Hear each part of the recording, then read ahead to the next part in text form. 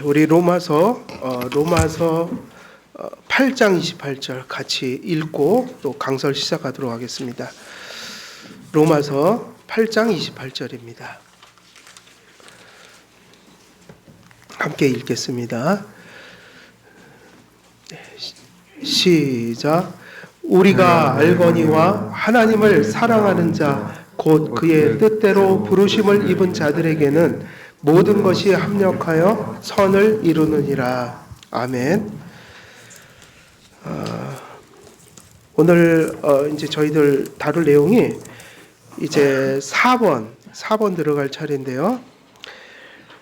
섭리의 세 가지 구분이 있는데 여기는 간단하게 하면 될 것 같아요. 섭리는 물론 하나이지만 그 섭리를 받는 대상에 있어서 구별이 있기 때문에 우리가 이 섭리가 각 세 가지 대상에게 이렇게 구별돼서 좀 이렇게 이해할 수 있게 되어진다. 그래서 우리는 섭리를 일반 섭리와 특별 섭리로 이렇게 구분해서 이 생각을 할 필요가 있어요. 그래서 일반 섭리라는 것은 무엇이냐면 만물을 창조하시면서 각기 주신 상황과 특성에 따라 모든 피조물을 섭리하신, 그러니까 일반 섭리는 어떤 의미를 가지고 있는 거예요? 하나님이 창조하신 모든 만물, 이게 일반 섭리예요. 그러니까 우리가 하나님이 지금 교회만 역사하시는 게 아니라 지금 전 역사에 역사하고 계시겠죠. 뭐 자연, 그죠? 뭐 일반, 그러니까 모든 만물을 향한 섭리, 가장 이게 폭넓은 의미의 섭리 개념이라면 특별 섭리라는 말이 또 있어요. 특별이란 말을 붙였어요. 이유가 뭘까요? 특별 이렇게 붙인 이유는 그 섭리를 받는 대상 중에 인격적 피조물들이 있기 때문이에요. 그러니까 인격적 피조물을 향한 하나님의 섭리. 그러면 이 이야기는 세상에 존재하는 모든 인격성을 가진 존재들의 삶 속에 누가 섭리하고 계신다는 겁니까? 하나님께서. 그럼 믿는 자나 믿지 않는 자나 상관없이 인격적인 피조물을 향해서 하나님은 섭리하고 계신다. 그래서 인간의 인격이라는 게 타락하기 전에 인격이 있었고 또 타락한 이후에 망가진 인격들이 있고 또 그 가운데서 이제 구원받아서 그 타락 속에서 건짐을 받은 아직 죄성이 남아있지만 성도들이 존재하죠. 그러나 각각의 그 인격을 통해서 인간은 다 어떤 생각과 사고와 일들, 행위들을 해가는데 이 모든 인격을 통해서 어떤 일이 일어나고 있긴 하지만 그 인격 위에는 누가 계신 거예요? 그래서 하나님이 악한 자는 악한 자대로, 선한 자는 선한 자대로 다 섭리하여 궁극적으로 누구의 뜻이 이루어지게 역사를 이끌어 가셔요. 하나님의 뜻이 이루어지도록. 이것이 섭리다. 그러면 어찌됐든 모든 것들은 하나님의 뜻에 의하여 지금 주관되고 있다. 그러나 우리가 교훈적 의지를 살펴야 되는 이유는 어디에 있냐면 악한 자는 악한 자대로, 선한 자는 선한 자대로. 그러나 악한 수단이 되면 나중에 뭘 받아요? 악한 수단으로 쓰임받다가 죽으면 심판을 받죠. 그래서 하나님의 뜻은 이루어지지만 악한 일을 해서 하나님의 뜻을 이루었다 해서 칭찬을 받는 거는 아니에요. 그러니까 가룟 유다처럼 쓰임을 받는 거죠. 구속사에서. 어떤 사람들은 사도 바울처럼 쓰임을 받는 거죠. 근데 중요한 것은 하나님의 뜻은 이루어진다는 거예요. 아무리 발악을 해도, 악인들이 아무리 발악을 해도, 사탄이 아무리 발악을 해도 하나님 뜻을 거스를 수는 없다. 결국은 하나님 뜻이 이루어진다. 하지만 이게 중요한 거죠. 악한 도구로 사용되면 안 돼요. 그럼 그 기준은 뭘까요? 항상 그래서 우리는 작정적 의지가 아니라 교훈적 의지의 측면에서 자기를 판단해야 돼요. 악한 자도 악한 자대로 사용하시고 선한 자도 선한 자대로 사용하지만 악한 일을 한 데는 심판밖에 없습니다.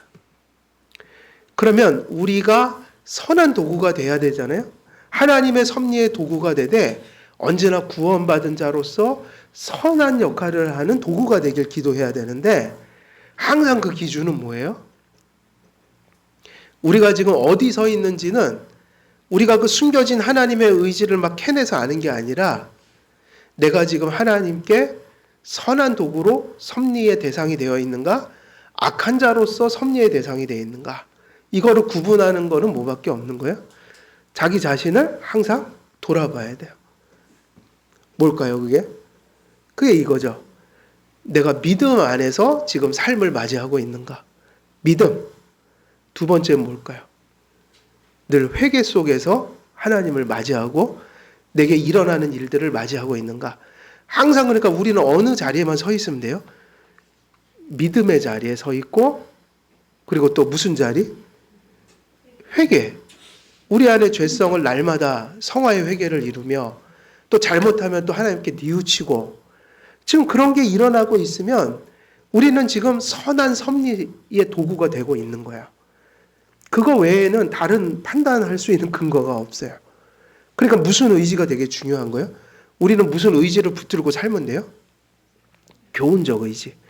그럼 교훈적 의지는 두 가지로 하면 어떻게 요약이 되죠? 믿음으로 살라. 믿음 안에서 선한 일을 추구하라. 성화를 얘기하고. 믿음과 성화. 그러면 우리가 쫓아갈 것은 그거예요. 우리의 일이 어떻게 될지 모르잖아요.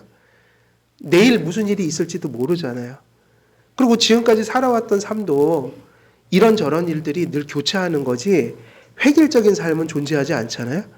그럼에도 불구하고 내가 은혜 속에 있다라는 것을 어떻게 확신하냐면 내가 지금 믿음 위에 믿음 안에서 살고 있는가. 내가 믿음으로 생각하고 믿음으로 선택하고 믿음을 조차 살고 있는가. 혹은 그렇게 살지 못할 때는 내가 회개하고 있는가. 회개하는 게 중요하죠. 우리는 다 살지 못하잖아요. 그렇게 완전히. 그러면 부족할 때 희망은 회개하는 데 있는 거야. 우리가 믿음으로 산다면 그리고 회개로 살아간다면 우리는 그 확신을 가져도 돼요.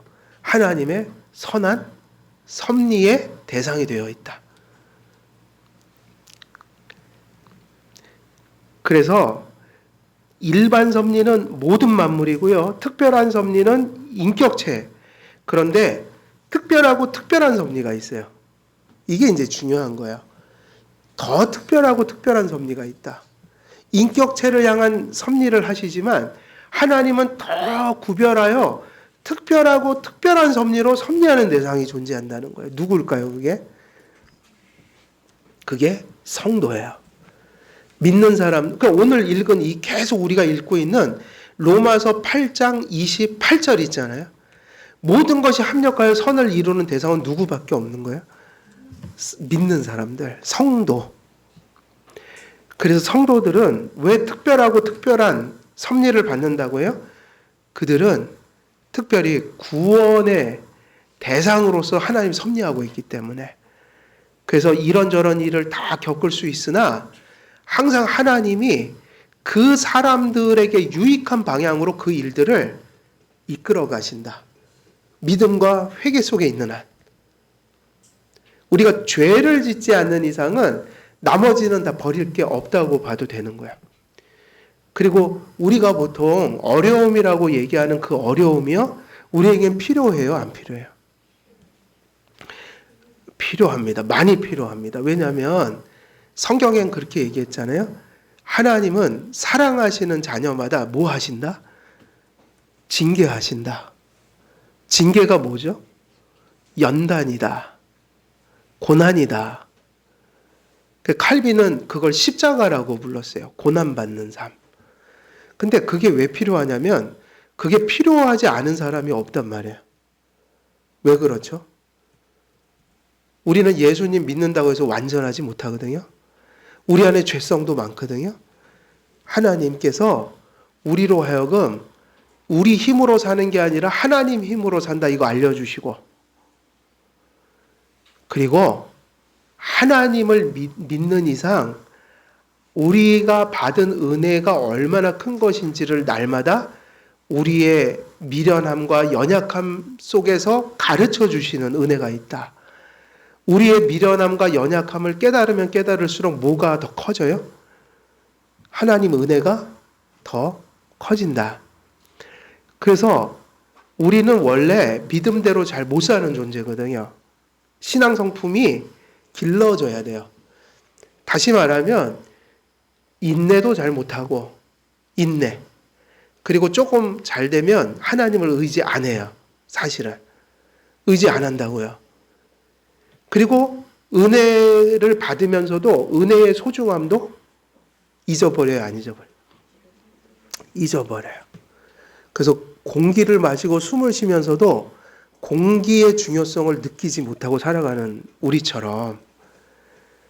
근데 언제 우리가 숨 쉬는 게 그렇게 고마울 수 없을까요? 숨이 한번 멎어보면 어느 날 갑자기 심근경색이 와갖고 내가 숨을 잘 못 쉬게 돼. 그러면 그 몇 분간에 숨 못 쉬는 게 얼마나 고통스러운지 그 숨통이 탁 트이면 알죠. 아, 그동안에 숨 쉬고 산 거 자체가 엄청난 은혜였구나. 근데 신앙인들은 누구나 죄성이 있어서 누구나 하나님보다는 자기 힘으로 사는 것을 더 많이 생각하고 은혜를 주셔도 그 은혜가 은혜인 걸 잘 모른다고요. 그 당연한 것처럼 알고 살죠. 근데 사람이 언제 자기 바닥을 보게 돼요? 언제 자기 바닥을 봐요? 고난을 받을 때. 이 바닥이라는 게 뭘까요? 그동안에는 내가 내 힘으로 내가 잘나서 사는 것 같았는데 고난을 딱 겪어보면 아, 내가 참 못났구나. 내가 힘이 없구나. 내가 이렇게 약하구나. 내가 이런 존재구나. 그래갖고 누가 보이기 시작해요? 하나님. 그리고 하나님 은혜가 얼마나 절실한지를 알게 돼요. 그래서 고난 전과 후가 뭐가 달라지냐면 고난 전에는 당연히 살아가는 거였고 자기 힘으로 살아가는 거였는데 고난을 받고 나서는 모든 게 하나님 은혜구나. 그리고 내가 조그만 거 받아도 아, 이게 참 감사한 것이다. 이러고 살아간단 말이에요. 그래서 하나님을 더 바라봐요. 그럼 이런 신앙 성품이 고난을 통해서 보통 많이 온다는 거예요.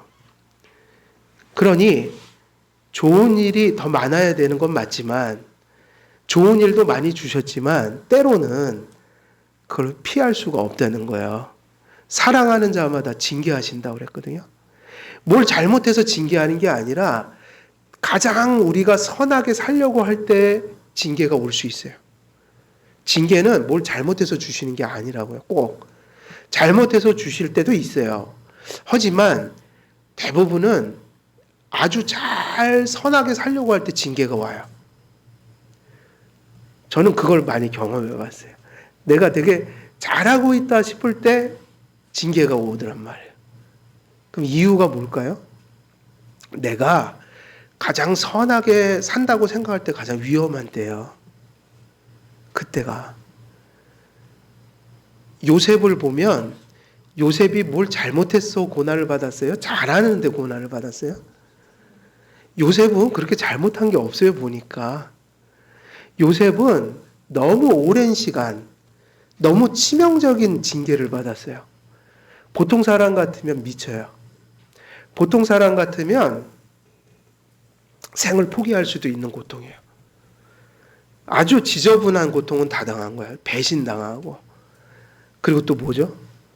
배신만 당하면 좋죠. 항상 죄목도 안 좋아. 배신당하고 모함받고 보디발의 아내가 또 다 씌워버렸죠. 근데 요셉은 가는 곳마다 또 열심히 살아요.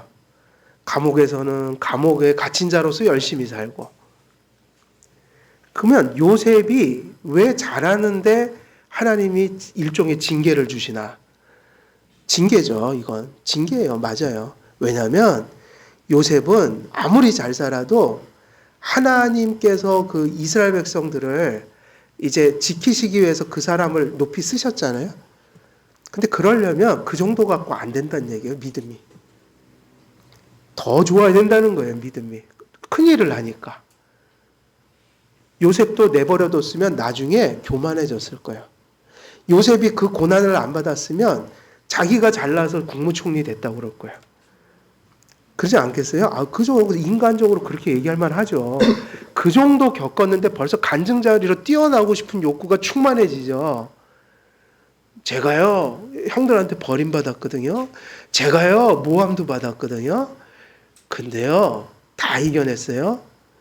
근데 이건 성경적이지가 않아요. 간증하라고 그거 이렇게 주신 게 아니라 요셉이 아무리 잘 살아도 드러나지 않은 죄가 있어요, 없어요?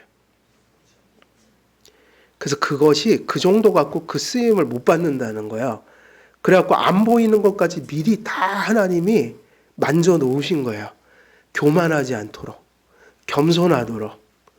그리고 아무리 잘 돼도 그게 다 하나님의 손길로 된 것을 인정하도록. 그리고 웬만한 어려움이 와도 인내하도록. 그래서 이게 요셉이 연단을 안 받았으면 성경 역사는 달라져요. 달라질 수 없지만 하나님의 뜻이라. 왜냐? 이 요셉이 그 기나긴 연단 속에서 신앙 성품이 길러지지 않았으면 그 형들 만났죠, 나중에. 자기 버린 형들을 국무총리가 돼갖고 만났잖아요? 만약에 요셉이 하나님이 연단을 안 하시고 그의 성품을 빚어놓지 않으셔서 그 형들 다 어떻게 됐을까요? 다 죽었어요. 요셉도 인간이었고 죄성을 가져서 하나님이 이걸 다 선하게 만들어 놓지 않으면 형들 보자마자 죽였다고요. 여러분 그렇게 생각하면 안 돼요. 요셉이 착해서 살려준 게 아니에요. 요셉이 그렇게 얘기하잖아요. 하나님께서 다 이때를 위해서 이렇게 한지도 모르시니까 너무 겁내지 마세요. 안 죽여요. 이게 다 하나님 뜻이거든요. 그랬는데 그게 그냥 나오는 거냐고요. 하나님의 끝없는 손길 속에서 다듬어진 거예요. 왜냐? 요셉도 죄인이거든요. 그러니까 잘못해서 연단받을 필요가 있는 게 아니라 우리는 모두가 언제나 다듬어져야 돼요. 잘할 때도 다듬어져야 되고 힘들 때도 다듬어져야 되고 그래야지 그만큼 사는 거예요. 지금 요 모습을. 그러니까 하나님의 손길이 필요하지 않은 사람은 있어요, 없어요? 그죠? 그래서 이 특별하고 특별한 섭리가 감사한 거예요. 세상 같으면 다 좌절, 절망, 다 그냥 끝장인 거예요. 우리에게 일어나는 일들이. 근데 성경에는 그렇게 얘기하지 않으세요. 모든 것이 합력하여 선을 이루게 하리라. 그 일을 겪고 이렇게만 되면 돼요. 내가 이 일을 겪고 더 겸손해졌다. 이게 제일 중요한 거예요. 어떻게 됐다? 그럼 하나님 성공하신 거예요, 지금. 여러분이 하나님께 지금 그 고난이 큰 은혜가 된 거예요. 어떻게 되면요? 겸손해진 거. 근데 그게 세상적인 겸손이 아니라 그랬잖아요. 내가 이렇게 못났구나. 내가 이렇게 미련하구나. 내가 이렇게 연약하구나. 내가 이렇게 완악한 존재구나. 그리고 그 연단을 통해서 이걸 동시에 깨닫는 거죠. 이렇게 못나고 연약하고 완악한데 하나님이 이렇게 나를 사랑해 주셨구나. 은혜로 이렇게 살면 사는구나. 그러니까 인생은 내 힘으로 사는 게 아니라 누구 힘으로 산다는 거예요? 하나님의 능력으로 사는 거구나. 이걸 깨닫고 그 다음에 삶이 더욱더 누구에게 감사하는 삶이요? 하나님께. 감사해서 더 나를 하나님께 헌신하고 드리면서 사는 삶. 그러면 이것이 뭐라고 얘기할 수 있는 정당성을 갖게 돼요? 내 삶 속에서 이 하나님께서 합력하여 선을 이루어 주시는 일이 내게도 일어났구나. 항상 그 마지막 이것인지 저것인지를 판가름하는 기준은 그거라고요. 내 믿음이 이 고난을 통해서 더 자랐구나. 그래서 두 가지예요. 어떤 분은 고난이 와서 신앙이 다 파괴되는 분이 있어요. 다 망가지고 실족하고 넘어지고. 근데 어떤 분들은 똑같은 고난을 당하는데 겸손해지고 더 하나님의 은혜를 더 느끼고 그래서 하나님을 더 의지하고 인내하는 근성이 이렇게 가슴 속에 그 세파를 겪고 나서 생긴 사람이 있다고. 그러니까는 고난 자체가 좋은 거예요? 아니에요. 근데 이건 중요한 얘기예요. 고난을 즐기지 마세요. 그건 이상한 사람이에요. 그 고난 받으면 선이고 고난 안 받으면 고난을 많이 받아야지 선한 거예요? 아니잖아요. 고난 받는 건 좋은 게 아니라고요. 고난 자체는. 그러니까 고난을 예찬할 필요는 없어요. 자꾸 옆에 있는 성도들한테도 아유 저 성도는 고난을 안 받아서 은혜가 없나 봐. 뭐 이렇게 고난을 자기는 또 싫어하면서 고난을. 자꾸 다른 사람한테 고난을 받아야 된다는 거예요. 그 은혜를 받아도 꼭 고난을 지질이 받아야지 은혜를 받아요. 그 사람한테. 무서워서 어디 신앙생활 하겠어요. 자꾸 고난을 받아야지 믿음 좋은가요? 그 얘기는 아니잖아요. 그게 아니라 이게 중요한 거예요. 고난도 있고 그러니까는 역경도 있고 몽경도 있으니까 사는 거예요. 순경도 있고. 근데 실제로 보면 순경이 더 많다고요. 하나님이 그렇게 주신 게 더 많아요, 사실. 돌아보면 얼마나 우리가 많이 받고 살아가요. 그런데 가끔은 역경이 온단 말이에요. 그때 그게 중요하다는 거예요. 고난 자체가 중요한 게 아니라 그 고난이 하나님의 섭리 속에 와서 잠깐 왔다가 갈 때 내 신앙 성품이 뭔가는 바뀌어져 있어야 한다. 그러니까 두 가지잖아요. 바로에게 그 애굽에다가 재앙을 자꾸 내리시니 바로의 마음은 어떻게 돼요? 연단이 됐어요? 강팍해졌어요? 강팍해졌죠. 믿음이 없으니까. 그런데 이스라엘 백성은 그걸 통해서 누구를 자꾸 알게 된 거예요? 하나님을. 그러니까 고난이 좋은 게 아니라 고난을 받았기 때문에 내가 성숙한 게 아니라 고난 자체가 아니라 그 고난이 하나님의 뜻 가운데 와서 내가 고난을 믿음으로 사실은 대처한 거죠. 그 고난을 무엇으로 맞은 거예요? 믿음으로. 그래서 믿음은 더 이렇게 강건해지고 내 자아는 하나님 앞에 더 성찰하고 돌아보며 회개하고 이게 고난의 어떤 이유가 된 거예요. 그러면 우리는 그걸 다 지나고 나서 보니까 내 믿음이 훨씬 성숙해졌다. 고난 치르고 나니까. 그리고 내가 하나님 앞에 더 회개했고 내 자신을 돌아보게 됐고 하나님을 더 집중하게 됐다. 이제 내 삶 속에서. 그러면 그게 합력해서 뭐를 이루었다는 증거예요. 네. 그래 이런 건 나쁜 겁니다.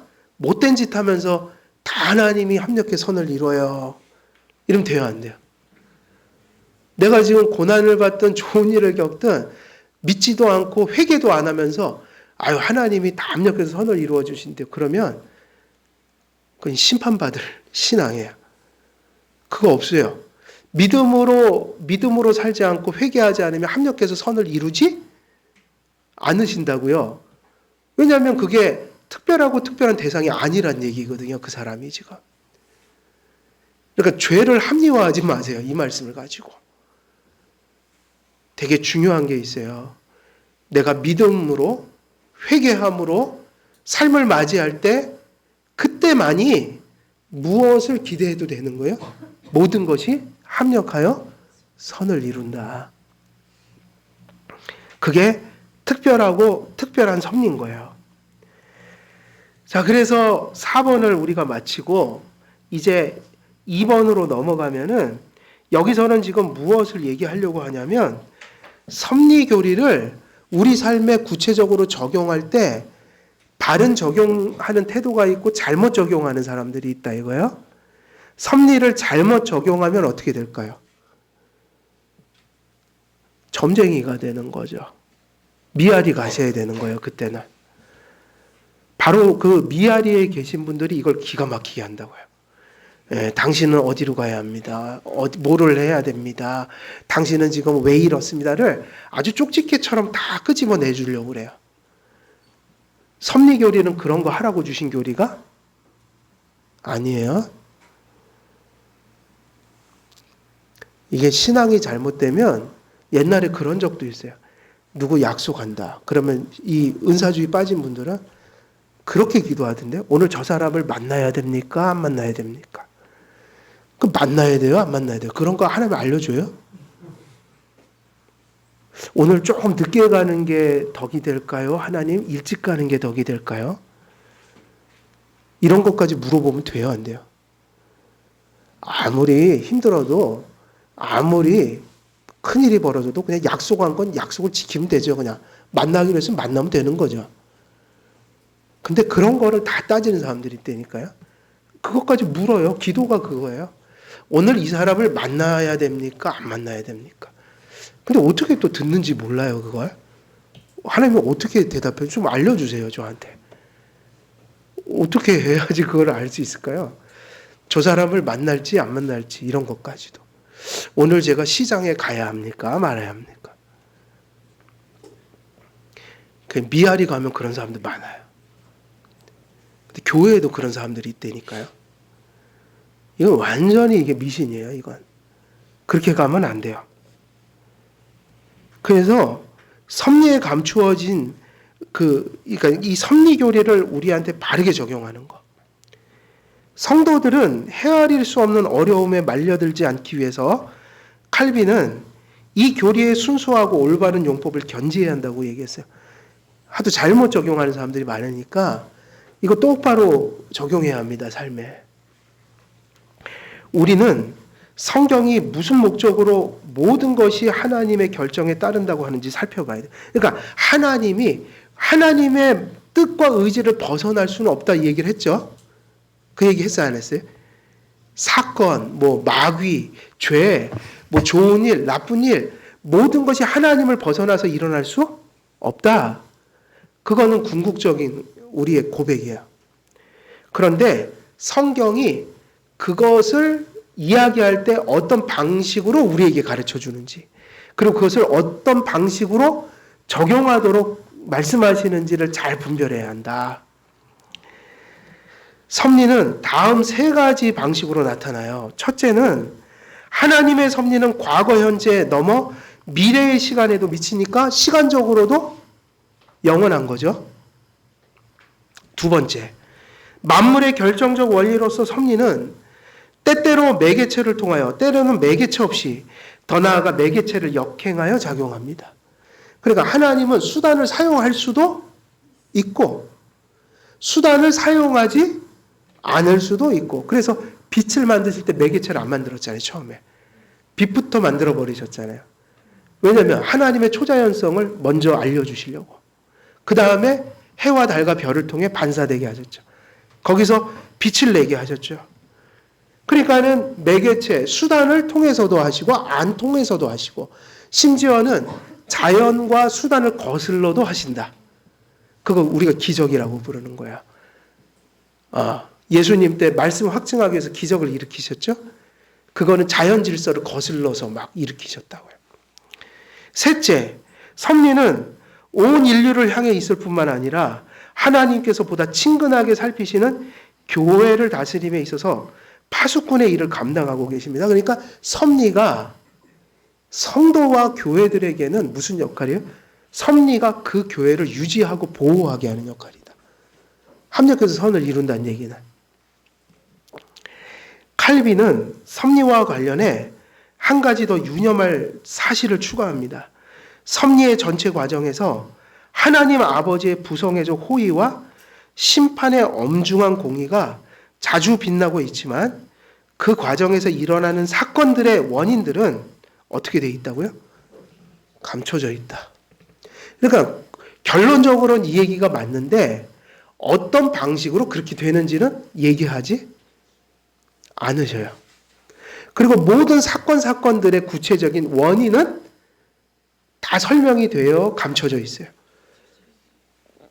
몇 가지는 성경의 구속사를 위하여 성경에 기록해 놓은 적이 있지만 그거는 성경에 기록하고 구속을 위해서 하나님이 특별한 계시로 주신 거지만 대부분은 개인적인 인생사는 감춰 있어요? 드러나 있어요? 감춰져 있다고요. 알 수 없어요. 여러분들 옆에 다 사랑하는 아내와 남편이 있는데 왜 저 사람을 만났는지 하나님 좀 알려주셨나요? 그 감추어진 원인을? 어떻게 다 알고 계셔요? 모르시죠, 다? 왜 저 사람을 내 옆에 붙여주셨는지. 성경에 우리가 결혼하고 서로 부부가 되는 원리를 몇 개 알려주긴 했어도 개인적으로 그 사람이 왜 꼭 내 옆에 있어야 되는지는 감추어져 있어서 그건 몰라요, 우리가.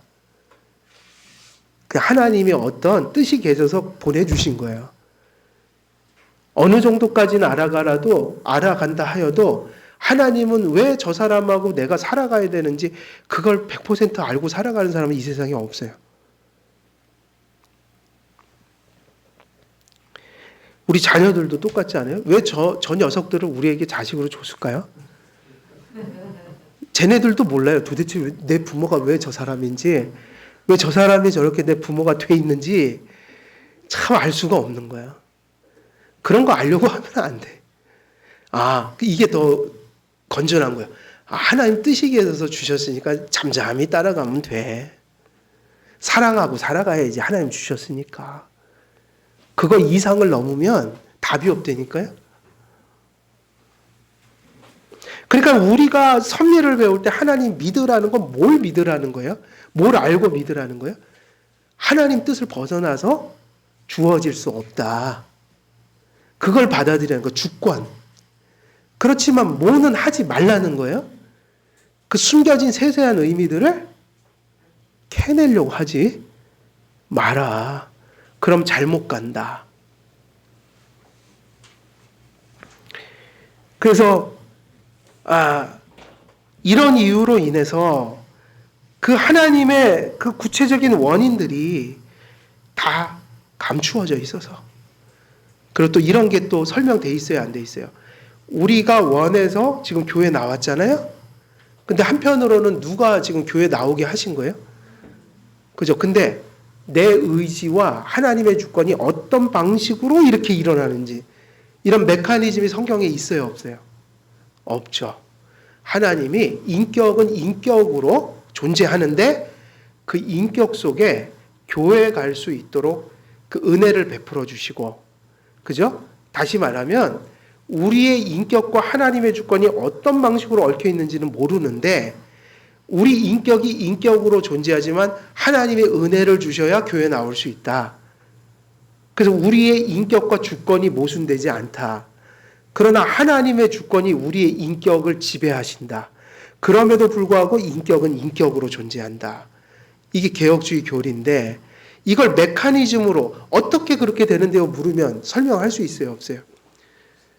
성경에 한마디도 없다고요. 어떻게 하나님의 주권이 얽혀서 어떤 방식으로 그렇게 우리 인격을 사용해서 당신의 뜻을 이루어 가시는지를 메커니즘을 설명 안 해요. 그래서 그 메커니즘을 파고드는 게 철학자들이에요. 그 철학자들 공부하면 공허해요.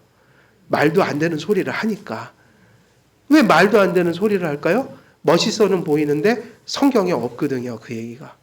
그럼 철학자들도 찾을 수 없다는 얘기예요. 헛소리를 하게 된다는 거예요. 그래서 성경은요, 그렇게 사변적으로 접근해서는 안 돼요. 그렇다면 많은 사람들이 이 원인이 감추어져 있기 때문에 지난번에 말씀드린 것처럼 가장 손쉽게 인생을 해석하기 위해서 운명이나 뭐에다가 맡기고 사는 거예요? 우연에. 온 우주의 역사를 자기 인생을 맡기고 산다. 그래서 진화론이 참 손쉬운 방법인 거죠. 그거를 쉽게 설명하는 거예요. 오랜 시간 우연히 시간이 가면 인간이 그렇게 만들어질 수 있는 거야. 우연히. 아무리 생각해도 그게 우연히 될 일은 아닌 것 같아요. 그게 합리적인 것 같아요. 그 생각이. 그러니까 합리주의는 헛똑똑해요. 우리는 합리적이어야지 합리주의적이게 되면 안 돼요. 성경 믿고 생각하면 되게 합리적인 말을 하게 돼요. 말도 안 되는 소리죠. 우연히.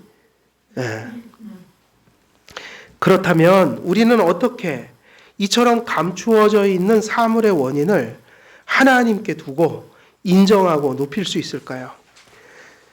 신비에 쌓여 감추어진 사물의 원인을 경건하게 대하는 태도는 이러합니다. 하나님께서는 섭리의 신비를 그 감추어진 대로 겸손하고 경외하는 태도로 수용하며 성경이 가르쳐주는 방식으로 섭리를 우리에게 바라보도록 하는 것. 이게 중요하다. 그러니까 감추어진 것을 어떻게 해야 되는 거예요? 감추어진 것은, 그러니까 다 이게 감추어졌다는 얘기는 이거죠. 성경이 설명하지 않는다는 거예요. 하나님께서 침묵하고 계신다는 거예요. 그러면 어떤 사람이 가장 지혜로운 거예요? 감추어져 있고 침묵하시는 것을 우리도 그것을 캐지 말고 그냥 받아들이면 되는 거죠.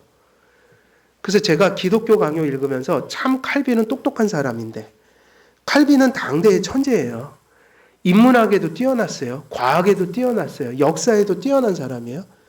그런데 성경을 푸는 거를 보면 절대 지 생각을 얘기하지 않아요. 이렇게 얘기한다고요. 삼위일체 설명할 때도 셋이면서 하나인 이치는 이거는 설명할 수가 없어요. 세상에는 이런 개념이 없어요. 하나님이 말씀하신 데까지 저는 설명하고 그분이 침묵한 곳에서 저도 멈추겠습니다. 인간의 의지와 하나님의 주권을 얘기하면서도 인간의 의지와 주권에 대해서 여러 얘기를 하지만 그게 어떤 방식으로 그렇게 되는지를 하나님이 말씀하지 않으십니다. 이것은 신비입니다. 그래서 칼빈은요, 기독교 강요를 읽으면 합리주의적인 사람들은 답답해서 못 읽어요. 근데 저는 너무 좋은 거야. 칼빈이 침묵해 주는 게 너무 감사한 거야. 맞아, 이게 합리적인 거야. 하나님이 말하지 말라고 그런 건 말하지 않아야 되는 거야. 근데 칼빈이 그걸 너무 정확하게 해줘요. 여기까지 끝. 더 이상 얘기 안 해. 그 얘기하잖아요. 그 막 육지거리를 써요. 저 도른 인간들, 저 불경한 인간들. 막 그래서 진짜 욕을 써요. 얼마나 화가 나면. 성경에 없는 거를 왜 얘기하냔 말이야. 이게 화를 막 내는 거야. 삼위일체도 하나님의 주권과 인간의 의지의 관계도 다 똑같아요. 그것은 진공 상태로 돼 있어요. 답이 없어요. 얘기하지 않아요. 그러면 그거를 세상 사람들은 뭐라고 하죠? 설명이 안 되면 그것 때문에 예수를 안 믿어요. 예정론에서도 예정에 하나님이 어떤 의도로 가르쳐 주셨다고 그러잖아요. 그래서 쓸데없는 건 얘기 안 하세요. 그 사람들은 뭐를 캐내냐면 불공평해요. 근데 그거는 하나님이 불공평하다고 얘기하신 적이 없어요, 자신을. 선하다고 하셨지. 너희들이 이해할 수 없어. 왜 어떤 사람은 택하고 어떤 사람은 유기했는지 그거는 결론적인 얘기만 너희에게 할 뿐이지 너희들이 그거 메커니즘이나 그 이유를 너희들이 헤아릴 수 없는 거라 너희들이 나중에 천국에 가야지 알아. 캐지 마. 그런데 불신자들은 그것이 문제가 돼요. 모순으로 받아들여지는 거예요. 설명이 없으면. 우리에게는 모순이 아니라 뭐로 받아들여져야 돼요? 설명이 없으면. 이렇게 생각하는 게 맞죠. 아, 우리 수준이 그거를 이해할 수 없는 영역이구나. 하나님이 우리에게 우리가 알아서 유익이 되지 않고 우리의 수준에서 이해할 수 없는 거기 때문에 나중에 알아라 그러고 멈추셨구나. 그래서 그러한 영역들이 신앙이 있는 사람에게는 뭐로 오냐면 신비라는 개념으로 들어와요. 그거는 모순이 아니라 부족함이 아니라 신비예요. 하나님이 너무 광대하셔서 하나님이 지으신 세계가 너무 신묘막측해서 인간인 우리의 두뇌로는 그거를 이해할 수 없기 때문에 하나님이 이걸 알면 더 복잡해지니까 알지 마 해놓으니까 그것은 오히려 무엇을 더 극대화시키는 영역들인 거예요. 그런 침묵이. 삼위일체라는 게 합리주의적으로는 말이 안 되잖아요. 셋이면서 하나. 근데 믿음의 사람에겐 그게 바로 모여 있는 거예요. 그게 하나님의 신비인 거예요. 신비가 아니면 뭐가 될까요, 그게? 모순이 돼버리죠. 모순. 우리에게는 그런 영역이 모순이 되면 큰일 나요. 불신자들이 하는 게 그런 생각인 거야. 우리에게는 모순이 아니라 뭐여야 돼요? 신비라서 오히려 하나님을 경외하는 근거가 돼야 돼요. 하나님이 이렇게 우리가 이해할 수 없을 만큼 신비로우신 분이구나. 이렇게 사고가 가서 그것을 찬송의 대상으로 여기고 끝나는 거야. 그리고 결론을 얘기하고 설명이 없기 때문에 그거는 어떻게 해야지만 받아들일 수 있는 거예요? 예를 들면 삼위일체 같은 거. 믿음으로 수용할 수밖에 없는 거예요. 받아야 되는 거예요. 이것도 똑같아요. 섭리, 하나님이 모든 것을 주관하셔. 근데 구체적으로 막 들어가면 헷갈리잖아요. 이게 내가 한 건지 하나님이 하신 건지, 또 하나님이 주관하신다는데 세상엔 죄도 존재하고, 내가 봐도 내 지금 주변 삶이 모순인 거예요. 하나님이 이렇게 다스리셔? 야, 하나님 살아계신데 왜 이래? 세상이? 그거는 건방진 얘기야.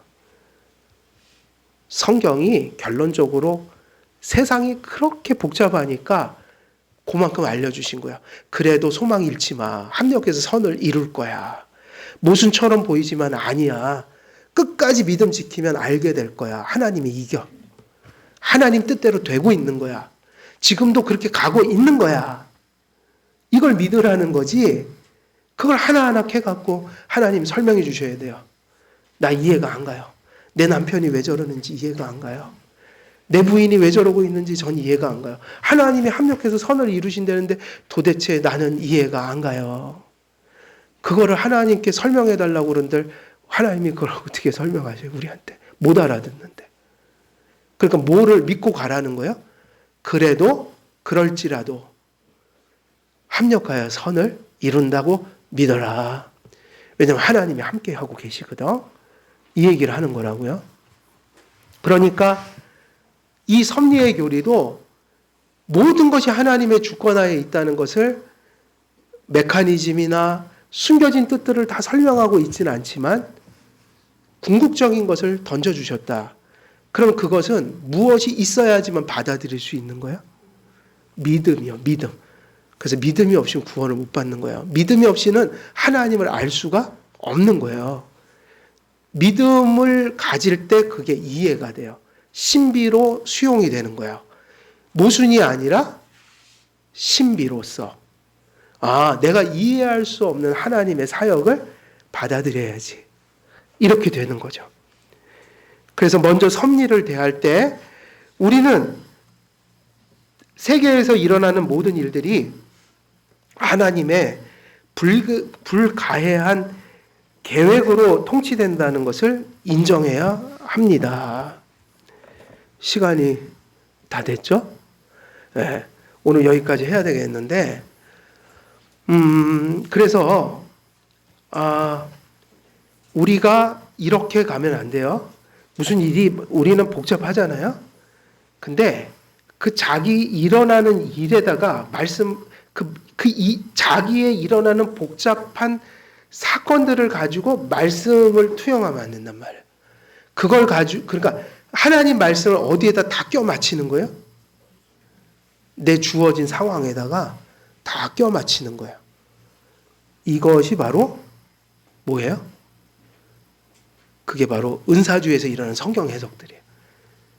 내가 오늘 뭐 가다 기분 나빴어.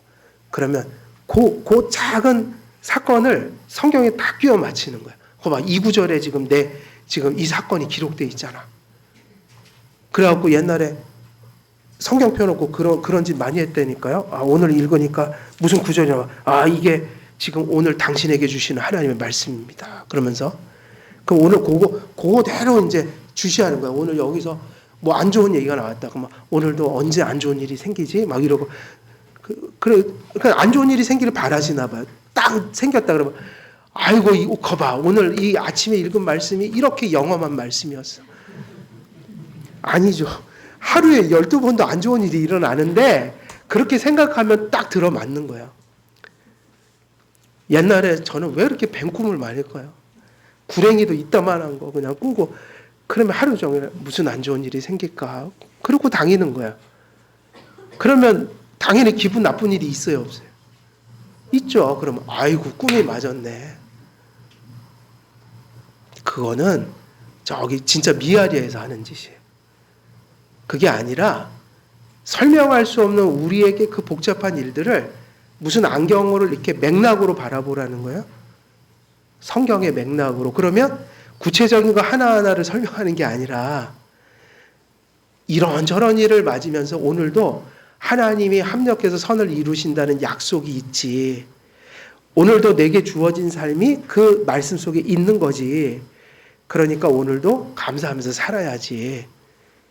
이해가 되세요? 무슨 얘기인지? 그 내 사건 하나하나를 성경에다 짜맞추는 삶이 아니라 말씀의 맥락에서 내 말씀을 바라보는 거예요. 주어진 삶을 맞아들이는 거예요. 그러니까 우리 삶을 맥락으로 해석해야 되는 거죠.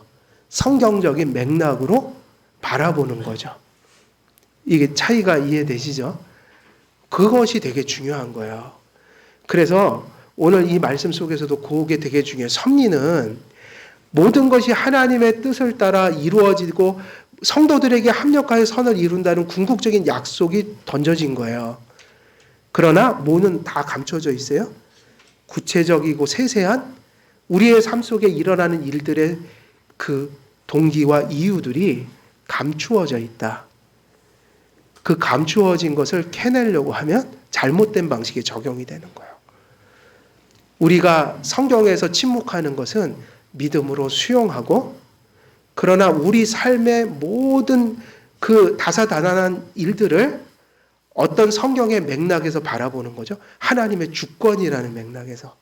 그리고 모든 것이 합력하여 선을 이루신다는 약속의 근거에서 이런저런 일이 왜 일어나는지는 몰라도 결국 이 일들이 모두 합력해서 선한 일이 되도록 기도하고, 또 그런 소망 속에서 맞이하고 인내하면서 또 그렇게 믿음과 회개 속에서 살아감으로 결국은 내가 또 그 자리에 서 있음을 확신하며 감사하는 그런 삶이 되어야 한다. 그래서 이것을 바르게 적용하는 것과 바르지 못하게 적용하는 것에 대한 이해를 지금 칼빈이 전해주고 있는 거예요. 그래서 여러분 삶 속에서도 이 섭리교리가 너무 중요해요. 섭리에 대한 약속이 없으면 우리는 한순간도 사실은 살아갈 수 없는 거예요. 하나님이 이 큰 은혜를 주셨으니 섭리교리를 바르게 인식하고 바르게 적용해서 우리가 힘들고 어려울 때마다 우리가 인내하고 또 그것을 극복할 수 있는 힘이 되면서, 또 여러분에게 좋은 일이 올 때는 교만하지 않고 겸손하게 하나님이 이 일을 성취하셨다, 이렇게 찬송하고 감사할 수 있는 그런 건강한 신앙 가지시는 여러분 되시기를 우리 주 예수 그리스도의 이름으로 축원드립니다. 살아계신 하나님 아버지, 오늘 또 섭리에 관련된 칼빈의 또 강요를 통하여 또 말씀을 전하였습니다. 오늘도 섭리를 어떻게 이해하고 또 우리 삶 속에 바르게 적용해야 할지, 또 미신적이고 비성적인 그 비성경적인 적용들이 어떤 폐해를 가지고 또 다가오는지 우리가 또 함께 살펴보았습니다. 섭리를 바로 정립할 수 있게 하여 주시고, 구체적인 모든 삶 속에 그 섭리를 성경적으로 바르게 건전하게 적용하여 우리의 믿음이 더 주님 안에 강건하여질 수 있도록 아버지 하나님 인도해 주옵소서. 감사드리오며 우리 주 예수 그리스도의 이름으로 기도드리옵나이다. 아멘.